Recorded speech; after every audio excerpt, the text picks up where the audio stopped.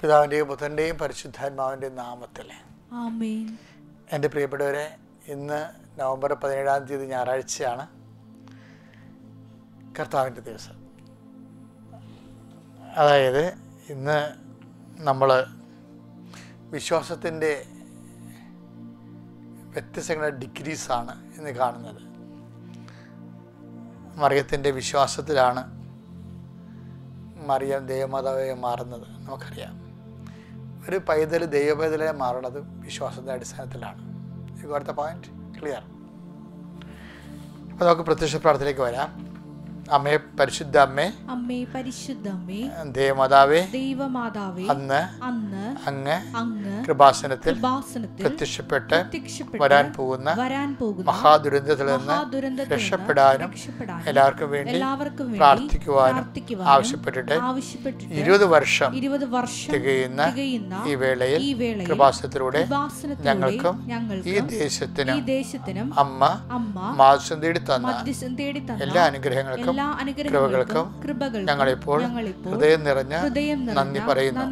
അമ്മേ പരിശുദ്ധ അമ്മേ, ജപമാല മാതാവേ, സകല കൃപാസനം പ്രാർത്ഥനയോട് ചേർത്ത് ഞങ്ങളിപ്പോൾ പ്രാർത്ഥിക്കുന്ന ഈ കുടുംബത്തിന്റെ പ്രത്യേക നിയോഗം ഇവിടെ നിയോഗം ഓർക്കുക.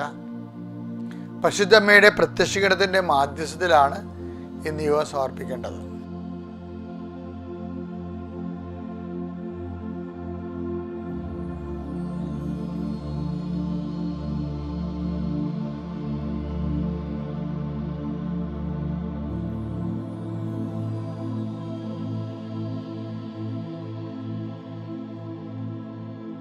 അമ്മയുടെ പ്രത്യക്ഷീകരണത്തിന്റെ ഈ ദ്വാദശവേളയിൽ ഞങ്ങൾക്ക് സാധിച്ചു തരുവാൻ ആമേൻ. വിശ്വാസ പ്രമാണം. സർവശക്തനായ പിതാവും ആകാശത്തിന്റെയും ഭൂമിയുടെയും സൃഷ്ടാവുമായ ദൈവത്തിൽ ഞാൻ വിശ്വസിക്കുന്നു. അവിടുത്തെ ഏകപുത്രനും ഞങ്ങളുടെ കർത്താവുമായ ഈശോമിശിഹായിലും ഞാൻ വിശ്വസിക്കുന്നു. ഈ പുത്രൻ പരിശുദ്ധാത്മാവിനാൽ ഗർഭസ്ഥനായി കന്യകാമറിയത്തിൽ നിന്ന് പിറന്ന് പൊന്തിയോസ് പീലാത്തോസിന്റെ കാലത്ത് പീഡകൾ സഹിച്ച് കുരിശിൽ തറയ്ക്കപ്പെട്ട് മരിച്ച് അടക്കപ്പെട്ട് പാതാളങ്ങളിൽ ഇറങ്ങി മരിച്ചവരുടെ ഇടയിൽ നിന്ന് 3-ാം നാൾ ഉയർത്ത് സ്വർഗത്തിലേക്ക് എഴുന്നള്ളി സർവശക്തിയുള്ള പിതാവായ ദൈവത്തിന്റെ വലതുഭാഗത്തിരിക്കുന്നു. അവിടെ നിന്ന് ജീവിക്കുന്നവരെയും മരിച്ചവരെയും വിധിക്കുവാൻ വരുമെന്നും ഞാൻ വിശ്വസിക്കുന്നു. പരിശുദ്ധാത്മാവിലും ഞാൻ വിശ്വസിക്കുന്നു. വിശുദ്ധ കത്തോലിക്കാ സഭയിലും പുണ്യവാന്മാരുടെ ഐക്യത്തിലും പാപങ്ങളുടെ മോചനത്തിലും ശരീരത്തിന്റെ ഉയർപ്പിലും നിത്യമായ ജീവിതത്തിലും ഞാൻ വിശ്വസിക്കുന്നു. ആമേൻ. സ്വർഗ്ഗസ്ഥനായ ഞങ്ങളുടെ പിതാവേ, അങ്ങയുടെ നാമം പൂജിതമാകണമേ. അങ്ങയുടെ രാജ്യം വരണമേ. അങ്ങയുടെ തിരുമനസ് സ്വർഗത്തിലെ പോലെ ഭൂമിയിലും ആകണമേ. അന്നു വേണ്ടുന്ന ആഹാരം ഇന്ന് ഞങ്ങൾക്ക് തരണമേ. ഞങ്ങളോട് തെറ്റ് ചെയ്യുന്നവരോട് ഞങ്ങൾ ക്ഷമിക്കുന്നത് പോലെ ഞങ്ങളുടെ തെറ്റുകൾ ഞങ്ങളോടും ക്ഷമിക്കണമേ. ഞങ്ങളെ പ്രലോഭനത്തിൽ ഉൾപ്പെടുത്തരുതേ, തിന്മയിൽ ഞങ്ങൾ രക്ഷിക്കണമേ. ആമേൻ. നന്മ നിറഞ്ഞ മറിയമേ, സ്വസ്തി. കർത്താവ് അങ്ങയുടെ കൂടെ സ്ത്രീകളിൽ അങ്ങ് അനുഗ്രഹിക്കപ്പെട്ടവളാകുന്നു. അങ്ങയുടെ ഉദരത്തിൻ ഫലമായി ഈശോ അനുഗ്രഹിക്കപ്പെട്ടവനാകുന്നു. പരിശുദ്ധ മറിയമേ, തമ്പുരാന്റെ അമ്മേ, പാപികളായ ഞങ്ങൾക്ക് വേണ്ടി ഇപ്പോഴും ഞങ്ങളുടെ മരണസമയത്തും തമ്പുരാനോട് അപേക്ഷിക്കണമേ. ആമേൻ. പ്രിയമുള്ളവരെ, നമ്മൾ അവർ ഡെയിലി ബ്രെഡിലെ അതിൻ്റെ ക്രക്സായ പ്രാർത്ഥനയിലേക്ക് പ്രവേശിക്കുകയാണ്. ഈ പ്രാർത്ഥനയ്ക്ക് വേണ്ടിയാണ് നമ്മളിതെല്ലാം ചെയ്തത്. അപ്പോൾ നിങ്ങൾ ചെയ്യേണ്ടത്, ഈ പ്രത്യക്ഷീകരണ പ്രാർത്ഥന ചെല്ലുമ്പോഴേ ആ പ്രാർത്ഥനയുടെ സമയത്ത് മാത്രം ആ തിരി കത്തിച്ചാൽ മതി. പ്രാർത്ഥനയുടെ സമയത്ത് മാത്രം കത്തിച്ചാൽ മതി. അത് കഴിയുമ്പോൾ അച്ഛൻ്റെ അതായത് ഈ അഭിഷേക പ്രാർത്ഥന നിൽക്കുന്നവരെ കത്തിക്കണത്രേ ഉള്ളൂ. ഈ കുരിശൻ താഴെ വെച്ചാൽ അപ്പത്തേനേക്ക് തിരി ഊതിയിട്ട് സന്ദേശം കേൾക്കാൻ തുടങ്ങാം. ഓക്കെ.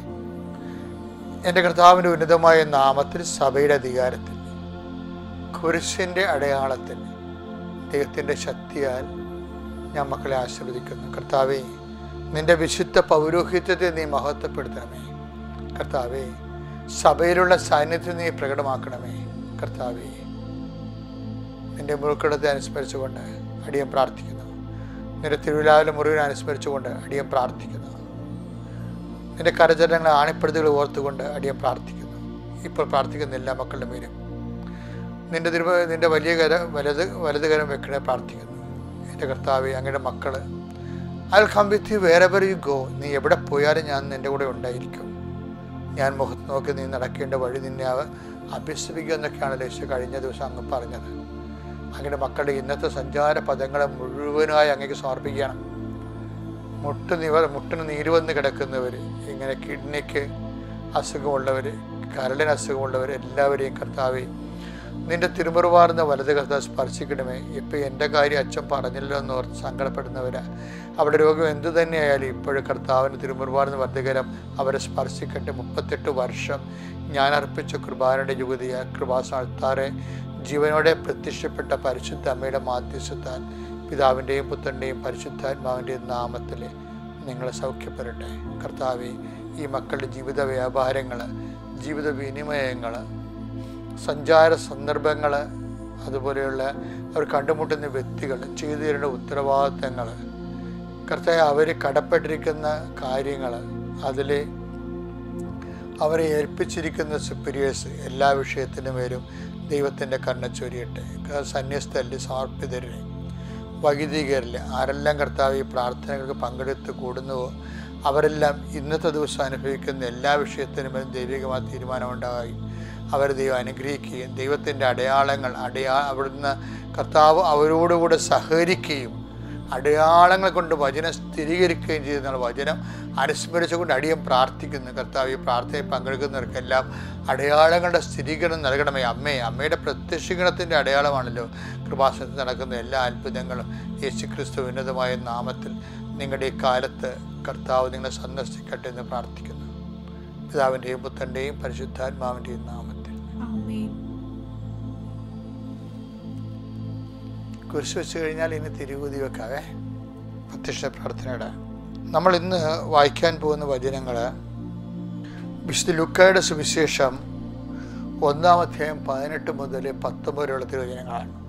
സക്കറിയ ദൂതനോട് ചോദിച്ചു, ഞാൻ ഇത് എങ്ങനെ അറിയും? ഞാൻ വൃദ്ധനാണ്, എൻ്റെ ഭാര്യ പ്രായം കവിഞ്ഞവളുമാണ്. ദൂതൻ മറുപടി പറഞ്ഞു, ഞാൻ ദൈവസന്നിധിയിൽ നിൽക്കുന്ന ഗബ്രിയേൽ ആണ്. നിന്നോട് സംസാരിക്കാനും സന്തോഷകരമായ ഈ വാർത്ത നിന്നെ അറിയിക്കാനും ഞാൻ അയക്കപ്പെട്ടിരിക്കുന്നു. 20 യഥാകാലം പൂർത്തിയാകേണ്ട ഇവിടെയാണ് സക്കറിയ പണി മേടിക്കണത്. എന്താ പ്രശ്നം വെച്ചാല് സക്കറിയയുടെ എന്താ ദൂതൻ പറഞ്ഞത്? ദൂതൻ മറുപടി പറഞ്ഞു, ഞാൻ ദൈവസന്നിധിയിൽ നിൽക്കുന്ന ഗബ്രിയേലാണ്. അല്ല, സക്കറിയയുടെ ദൈവം എന്താ പറഞ്ഞത്? അതായത് നിന്റെ പ്രാർത്ഥന കേട്ടിരിക്കുന്നു. ദൂതൻ അവനോട് പറഞ്ഞു, സക്കറിയ ഭയപ്പെടേണ്ട, നിന്റെ പ്രാർത്ഥന കേട്ടിരിക്കുന്നു. നിന്റെ ഭാര്യ എലിസബത്തിൽ നിനക്ക് ഒരു പുത്രൻ ജനിക്കും. നീ അവന് യോഹന്നാൻ എന്ന് പേരിടണം. ലൂക്കാ 1:13. ലൂക്കാ 1:13 ഈ മംഗളവാർത്ത, സക്കറിയായുടെ മംഗളവാർത്ത നടക്കുന്നത്. പക്ഷെ സക്കറിയായുടെ വിശ്വാസം ഈ ദൈവത്തിൻ്റെ വാഗ്ദാനം സ്വീകരിക്കാൻ വേണ്ടി പോകുന്നതല്ല. കാര്യം അദ്ദേഹത്തിന്റെ റെസ്പോൺസിന് മനസ്സിലാകുന്നത്. വായിച്ചത് സക്കറിയ ദൂതനോട് ചോദിച്ചു, ഞാൻ ഇത് എങ്ങനെ അറിയും? ഞാൻ വൃദ്ധനാണ്, എന്റെ ഭാര്യ പ്രായം കവിഞ്ഞവളുമാണ്. അപ്പൊ ഈ വാഗ്ദാനം സക്കറിയ സ്വീകരിക്കുന്നുണ്ട്, കേൾക്കുന്നുണ്ട്. പക്ഷേ വാഗ്ദാനത്തിൽ പുള്ളിക്ക് ഡൗട്ടുണ്ട്.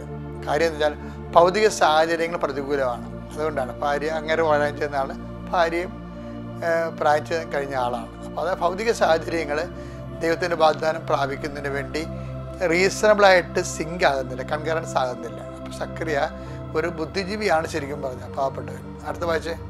ദൂതൻ മറുപടി എവിടെയാ പ്രശ്നം വേണ്ടത്? ദൈവവചനത്തിനോട് അഭ്യാസം കാണിക്കരുത്. ഒത്തിരി റീസൺ കയറ്റി വിട്ടുള്ള കുഴപ്പം എന്താണ്? ദൂതൻ മറുപടി പറഞ്ഞു, ഞാൻ ദൈവസന്നിധിയിൽ നിൽക്കുന്ന ഗബ്രിയേലാണ്. ഇയാളെന്താ പറഞ്ഞ? ഞാൻ വൃദ്ധനാണെന്ന് പറഞ്ഞു. എന്റെ മറുപടി കേട്ടില്ലേ? എന്താണ്? ഞാൻ ദൈവസന്നിധി നിൽക്കുന്ന ഗബ്രിയേലാണ്. നിന്നോട് സംസാരിക്കാനും സന്തോഷകരമായ ഈ വാർത്ത നിന്നെ അറിയിക്കാനും ഞാൻ അയക്കപ്പെട്ടിരിക്കുന്നു. യഥാകാലം, ഇവിടെ പ്രശ്നം, യഥാകാലം പൂർത്തിയാകേണ്ട എന്റെ വചനം അവിശ്വസിച്ചതുകൊണ്ട് നീ മൂകനായി തീരും. ഇപ്പൊ ആരുടെ വചനമാണിത്? ദൈവത്തിൻ്റെ വചനമാണ്. പക്ഷെ മാലാഖ പറഞ്ഞത് എന്താണ്? എൻ്റെ വചനം എന്നാണ് പറയണത്. അപ്പോൾ യോഹന്നാൻ എഴുതിയ വചനമായാലും ആരുടെ വചനമാണത്? ദൈവത്തിൻ്റെ വചനമാണത്. ഇവരെല്ലാം മീഡിയമാണ് ശരിക്കും പറഞ്ഞാൽ. അപ്പോൾ യഥാകാലം നിർത്തിയ ദൈവത്തിൻ്റെ വചനം അനുസ്മരിച്ച് നമുക്കൊരു അനുഗ്രഹം കിട്ടണമെങ്കിൽ ആദ്യം വേണ്ടത് അതിനോട് വചനമെല്ലാം വാഗ്ദാനമല്ലേ, വാഗ്ദാനം വിശ്വസിക്കാൻ കഴിഞ്ഞാൽ മാത്രമേ അനുഗ്രഹം നമുക്ക് ഡ്രോ ചെയ്യാൻ പറ്റത്തുള്ളൂ. അപ്പോൾ നിങ്ങളെപ്പോഴും പ്രാർത്ഥിക്കുമ്പോഴൊക്കെ എന്ത് ചെയ്യണമെന്ന് പറയുക, ജപമാലയിൽ പ്രാർത്ഥിക്കുമ്പോഴൊക്കെ നിങ്ങൾ ചെയ്യുന്ന കർത്താവ് നിൻ്റെ വാഗ്ദാനങ്ങൾ വിശ്വസിക്കാനും, ഇപ്പം ചോദിക്കും നിങ്ങൾക്ക് ലഭിക്കും എന്ന് പറഞ്ഞു കഴിഞ്ഞാൽ ദൈവത്തിന് അത് നിനക്ക് അനുകൂലമാണെങ്കിൽ, ഭാവിയിൽ ഗുണമുണ്ട്, നിത്യജീവൻ ഉറപ്പാണെങ്കിൽ ദൈവം സഹായിക്കും. അതറിയണമെങ്കിലേ ഈ സക്കറിയായോട് പറഞ്ഞ അതേ കാര്യങ്ങൾ തന്നെയാണ് ഈ മറിയത്തോടും പറയണത്.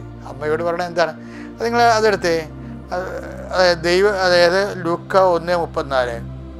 മറിയം ദൂതനോട് പറഞ്ഞു, മറിയം ദൂതനോട് പറഞ്ഞു, ഇതെങ്ങനെ സംഭവിക്കും? ഞാൻ പുരുഷനെ അറിയുന്നില്ലല്ലോ. അപ്പൊ ഈ സക്കറിയായും പറഞ്ഞത് അത് തന്നെയാണ്. ഞാൻ ഇതെങ്ങനെ സംഭവിക്കും? എൻ്റെ ഭാര്യ വയോവൃദ്ധയാണ്, ഞാനും പ്രായം കവിഞ്ഞ ആളാണെന്ന് പറഞ്ഞു. അമ്മയും അത് തന്നെ പറഞ്ഞിരിക്കുന്നത്, ഇതെങ്ങനെ സംഭവിക്കും? ഞാൻ പുരുഷനെ അറിയുന്നില്ലല്ലോ. അപ്പം അവിടുത്തെ വിഷയം. പക്ഷേ ദൈവം എന്ത് ചെയ്യാണ്? മറിയത്തിൻ്റെ വിശ്വാസം ദൈവം കറക്റ്റ് ഇത് എക്സ്പ്ലെയിൻ ചെയ്തു. സക്കറിയായോട് എക്സ്പ്ലെയിൻ ചെയ്ത പോലെ മറിയത്തിനോട് എക്സ്പ്ലെയിൻ ചെയ്യും. എന്താണ്? പരിശുദ്ധാത്മാവ് നിൻ്റെ മേൽ വരും എന്നാണ് പറയണത്. എന്താണ്? അതിൻ്റെ ശക്തി നിന്നെ പ്രവർത്തിക്കുമെന്ന് പറയുമ്പോൾ മറിയം എന്താ സക്കറിയനെ പോലെ ഉണ്ടായിരിക്കുകയല്ലേ ചെയ്യണത്. മറിയം എടുത്തു ചാടി മറുപടി ഉടനെ പറയും. എന്താണ്? ഇതാ കർത്താവിൻ്റെ ദാസി. ഇത് അയാൾ അങ്ങനെ പറയേണ്ടതായിരുന്നു സക്കറിയ. അയ്യോ സോറി, തെറ്റിപ്പോയി, ഇതാ കർത്താവിൻ്റെ ദാസൻ എന്ന് പറയേണ്ടതായിരുന്നു. പക്ഷെ അത് പറഞ്ഞില്ല. പക്ഷെ അമ്മ പറഞ്ഞു, ഇതാ കർത്താവിൻ്റെ ദാസി.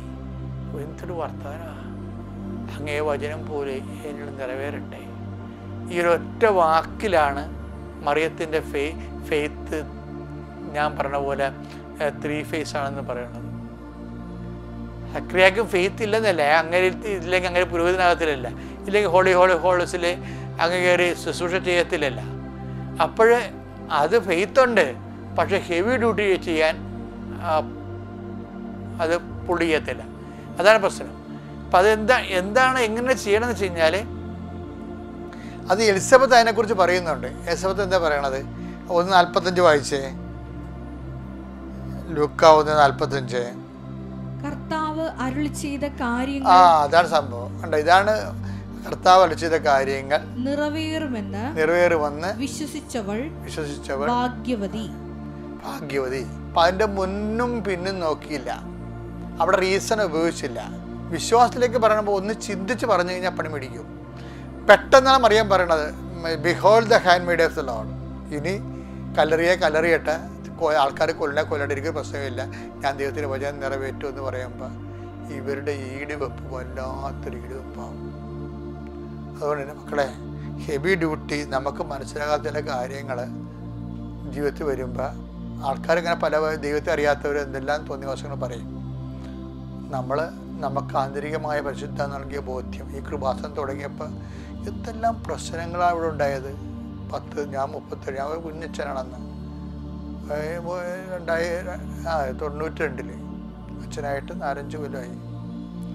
അപ്പോൾ കൃപാസനമെന്ന് അമ്മ പറഞ്ഞപ്പോൾ എനിക്ക് അതിൻ്റെ അകത്ത് ഉടമ്പടിയുണ്ടോ വാഗ്ദാന പേടകമുണ്ടോ ഒന്നും അറിയത്തില്ല. അതിനെത്രയോ വർഷം കഴിഞ്ഞാൽ അതൊക്കെ വെളിപ്പെടുത്തിയത്.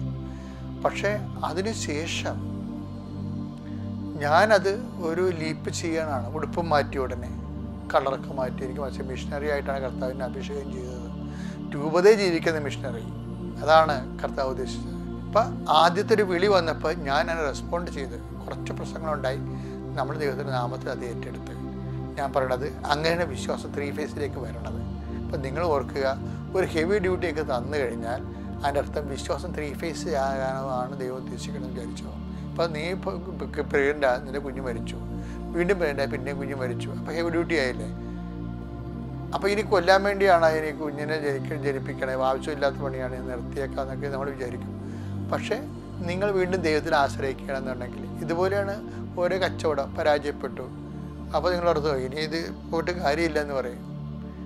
അല്ലെങ്കിൽ ഒരു പരീക്ഷ പരാജയപ്പെട്ടു, ഇനി എഴുതണ്ടെന്ന് പറയും.